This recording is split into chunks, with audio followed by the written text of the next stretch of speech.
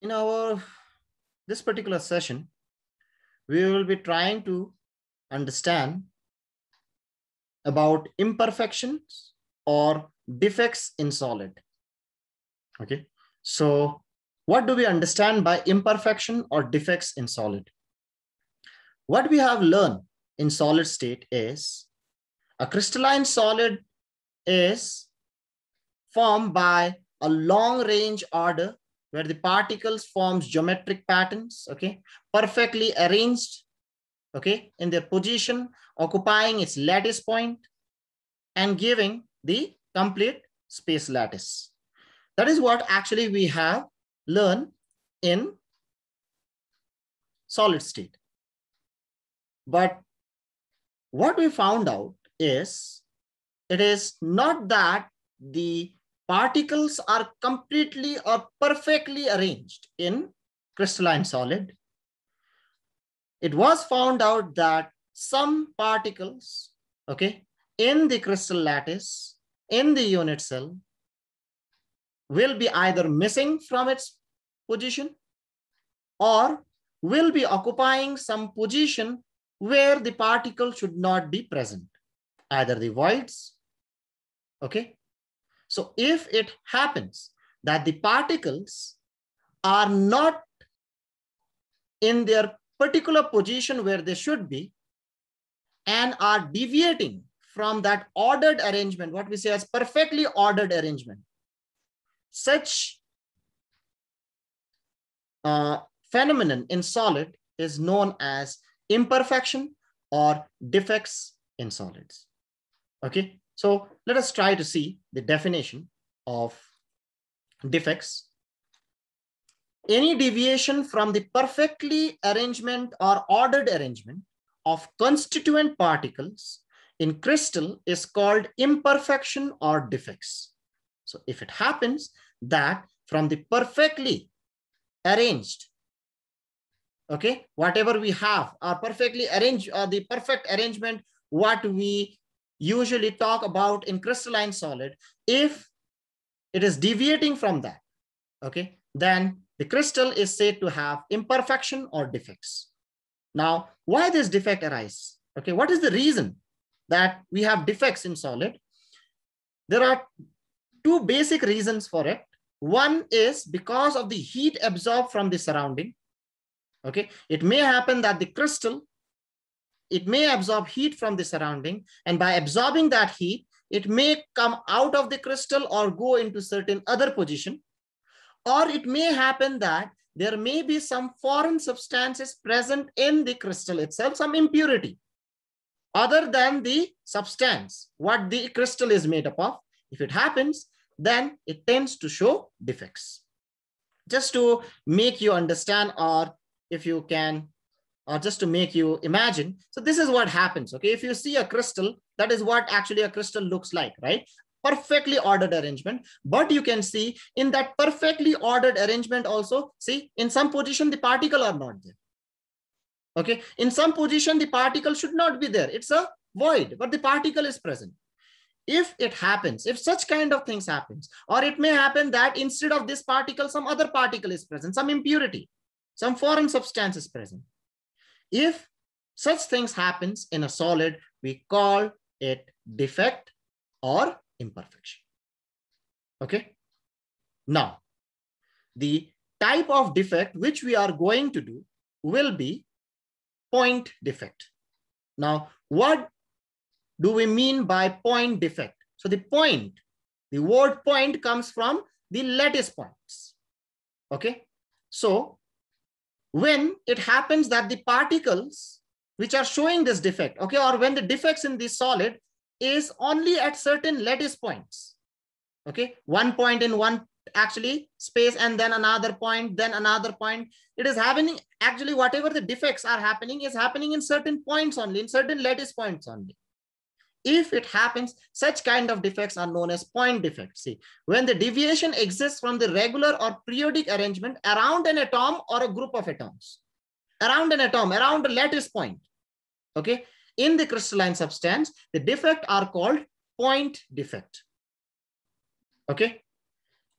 So just to make you realize, this is what happens. See, in certain points, see, you can see in certain points, the particles are missing. It's not happening that all the particles are missing.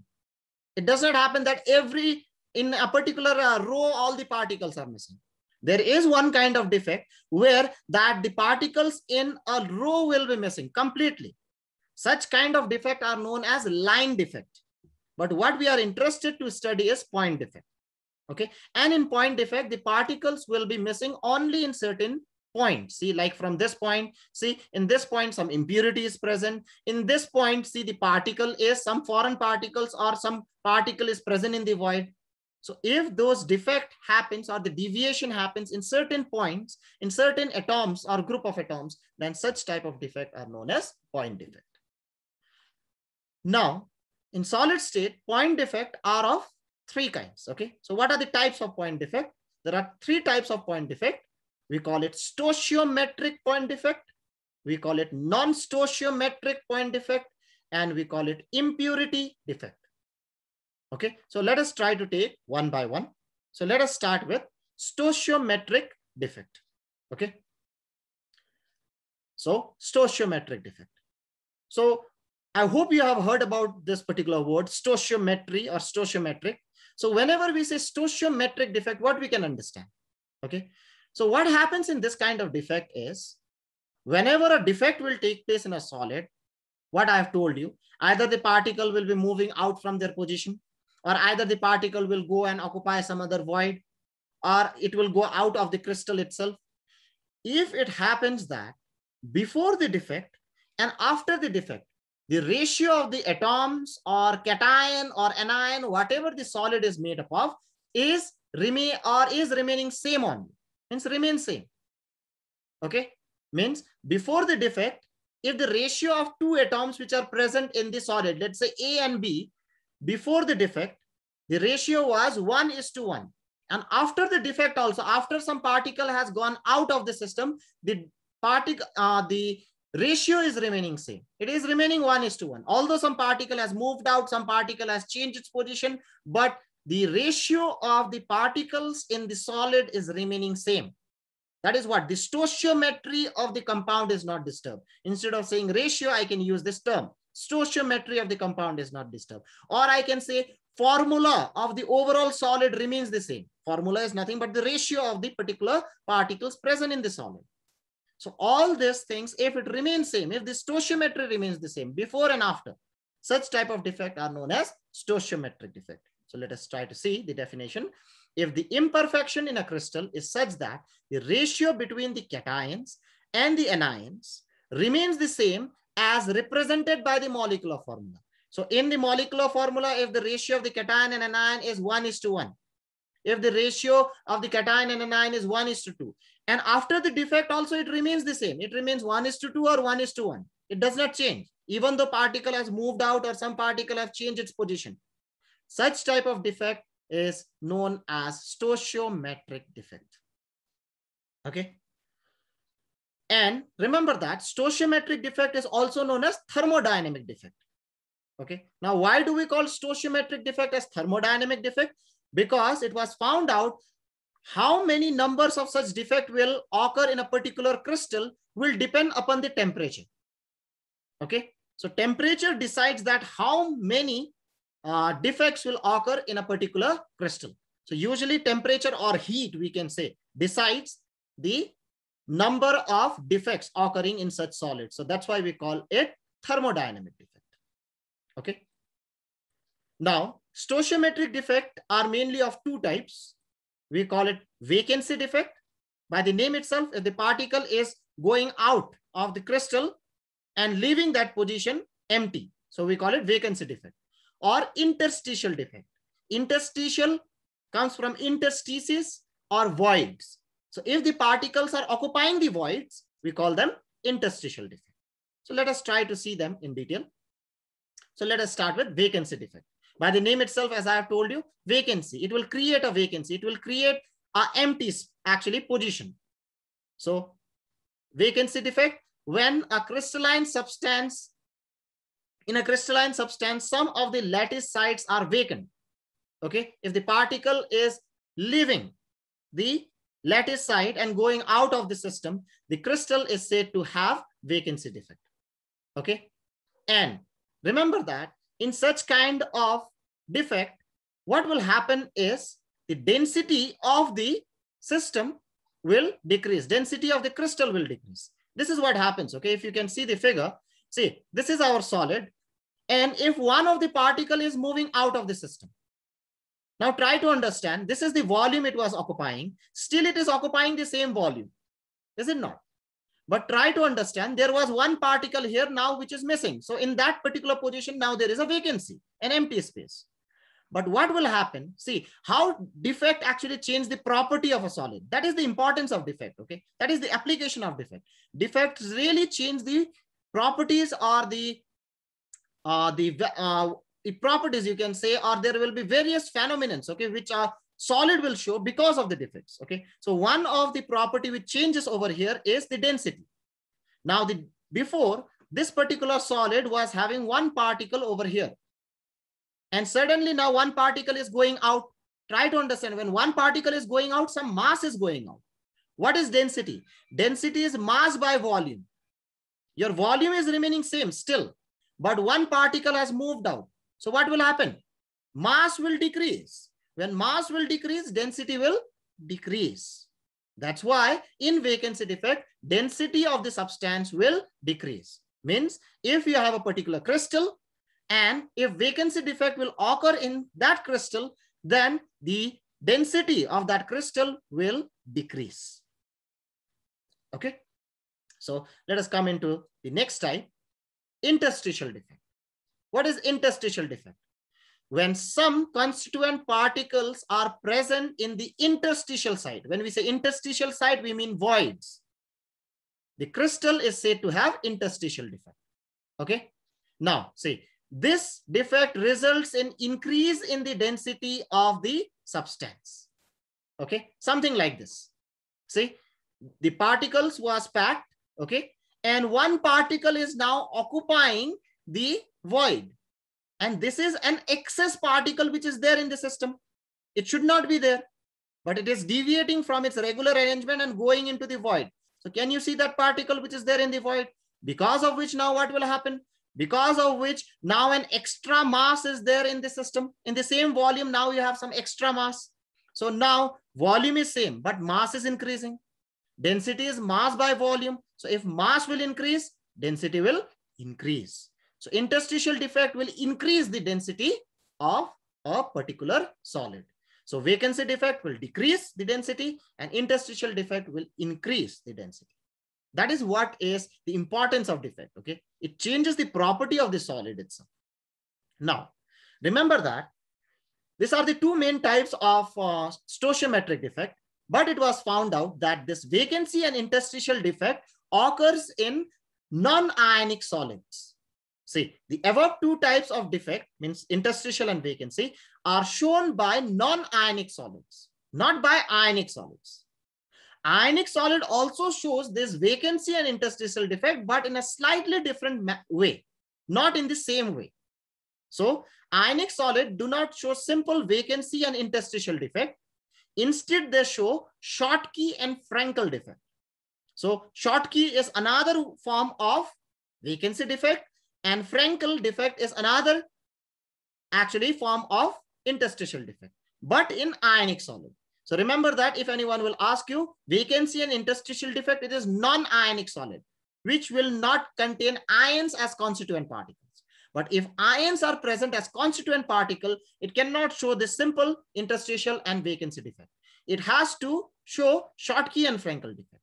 Now we'll try to understand how Schottky and Frenkel defect is different from the vacancy and the interstitial defect.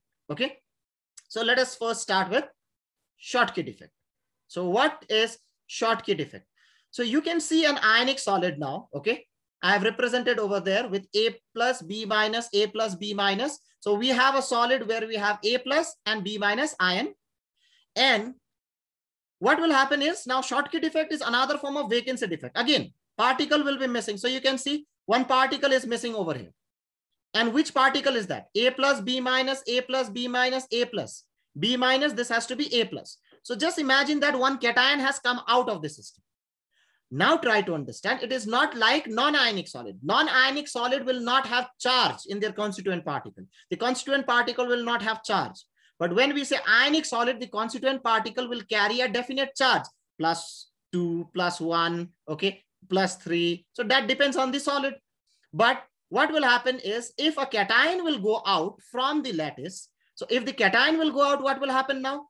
What will be extra in the system? Anion. Now, the cation and anion was present in 1:1 ratio because one is plus, another one is minus. One is balancing another. As a whole, it is electrically neutral. But if one cation goes out, what will happen? One anion will become more now. When one anion will become more, what will happen to the crystal? The crystal will become electrically charged. It will not remain neutral. So now, to become neutral, what the system will do? The system will try to take out one anion from any other side. So if one anion will also go out, what will happen? Then the crystal will remain electrically neutral. That is what happens in Schottky defect, which is different from vacancy defect. In vacancy defect, one particle goes out, done. Because there is no charge on non-ionic solid on the constituent particle. But over here, there is charge. So it's not just simply about taking it out, but maintaining the electrical neutrality also. So that is the difference between Schottky and vacancy, Schottky and the vacancy defect. So just say this. This type of defect, in this type of defect, when equal number of cations and anions are missing from their lattice side, so that the electrical neutrality is maintained. See, electrical neutrality also has to be maintained in ionic solid. So if one cation will go, the equal number of anion will also go depending upon the charge. Okay. This type of defect occurs in highly ionic compounds in which, this is very important, the cations and anions are of similar size. So remember that if you want in a particular ionic solid Schottky defect to occur, your cations and anion must be of similar size. There should not be difference in size between cation and anion. And that usually happens in alkali metal halides. When I say alkali metal halides, I hope you understand. Okay, these are alkali metal halides. Alkali metal, group 1, sodium, potassium, rubidium, cesium. Okay, alkali metal halides. Halide, you know, fluorine, chlorine, bromine, group 17. So if there is a salt formation between group 1 and group 17, that is what we call as alkali metal halides. And alkali metal halides will always show Schottky defect. Why? Because the size of the alkali metal cations and the halide ions are quite similar, as a result of which they will show Schottky defect. Okay, so this type of salt will always show Schottky defect. Okay, NaCl, KCl, CSCl, KBr. So in exam, if they'll ask you why NaCl will show Schottky defect, because the size of cation and anion is similar in NaCl, which is the condition for Schottky defect. Okay, or basically in general, alkali metal halides. Okay. So now, again, in the very same way, you can see some particles are missing, right? The volume is remaining same, but some particles are missing. So if these particles are missing, what will happen now? Mass will decrease. When mass will decrease, what will happen to density? Density will decrease. So remember that no matter it is vacancy defect or Schottky defect, density will always decrease. Okay. Now let us try to take the another type, that is Frankel defect. Now this is similar to interstitial defect. But the problem is, in this defect, try to understand, in interstitial defect, one particle is going into the void. Nothing will happen. It will go into the void. It is not charged. So it will not change the charge of the crystal. It will not change the electrical neutrality of the crystal. But over here, what will happen is, if you have plus, minus, and if one particle, if one extra plus or one extra minus will come in and go into the void, what will happen? It will make it charge. I don't want that. So what will happen in Frankel defect? One of the particle, can you see there in the screen? One particular particle will be moving out. So one cation is coming out, and that cation is going over here. Can you see it's over here? Where it is? It is in the interstices. So it's not going out. It's coming out from its position and going into the void. So it is creating an interstitial defect as well as a vacancy defect. So that is the difference between interstitial defect and a Frankel defect. Whenever we say interstitial defect, a particle will occupy that particular position. Okay, that particular void, an extra particle. But in case of Frankel defect, what will happen is one particle, one cation will come out from its position and will not go out of the system. It will go into one of the void. Okay. Now to occur, for such type of defect to occur, what should happen is the cation must be very small in size so that it can occupy the void. So remember that the condition for Frankel defect to occur is there should be a large difference in the size of cation and anion. So let us try to see that. If an anion missing from its lattice site, causing a vacancy or a hole there, and it occupies the interstitial site, see. So it moves out from its side, it causes a vacancy, and then it goes to the interstitial site. That means in the void. So as a result, what will happen? Now, is there any extra particle coming? No. Is this particle going out? No. So electrical neutrality will remain same only. It is just coming, actually going out from here, coming out from its position and going into this particular position. It is remaining in the same crystal only. So there is no extra particle coming or no particle going out. So electrical neutrality is maintained, as well as stoichiometry is also maintained, because particle is not going anywhere. It is there in the solid itself. So the ratio will still remain same. It is just changing its position. So that is how Frankel defect occurs. And that's what I have told you. This type of defect is present in those compounds which have a large difference in the size of cation and anion. And that is mostly in this AgCl, AgBr, AgI. That means silver halides. Now, why silver halide shows Frankel defect? Your simple answer is because there is a large difference in the size between Ag plus and the halide ions, either Cl minus, Br minus, or A minus. Ag plus is very small and the halide ion is very big. So that Ag plus can easily come out and go into the void. But the same thing cannot happen for NaCl. Why? Because NaCl size is big. Okay, in NaCl, Na plus and Cl minus have similar sizes. So it cannot come out and go into the void. It will not fit. So it goes out of the system. So it will show Schottky defect. Okay. Since no ions are missing, you can see no ions are missing, right? It is just changing its position. So is mass is decreasing? No. Is mass is increasing? No. So what is happening? Mass is remaining same. Volume is remaining same. As a result, what will happen is the density of this particular solid will remain same. Okay. So the density will remain same for such kind of solid or such kind of defect. So remember that Frankel defect is the only defect where density remains the same. Okay. In all other type of defect, the density changes, but in Frankel defect, the density remains the same. So that is how we can understand what is stoichiometric defect. So stoichiometric defect are basically of two types. That is what we call as vacancy and interstitial defect. But vacancy and interstitial defect occurs in non-ionic solid. For ionic solid, the same vacancy and interstitial defect occurs in the form of Schottky and Frenkel defect. Okay. And what is Schottky and Frenkel defect? We have seen. So that is how we can understand stoichiometric defect. In our next part, we will be trying to understand what is non-stoichiometric defect and what is impurity defect. Okay. So that's all for today's class.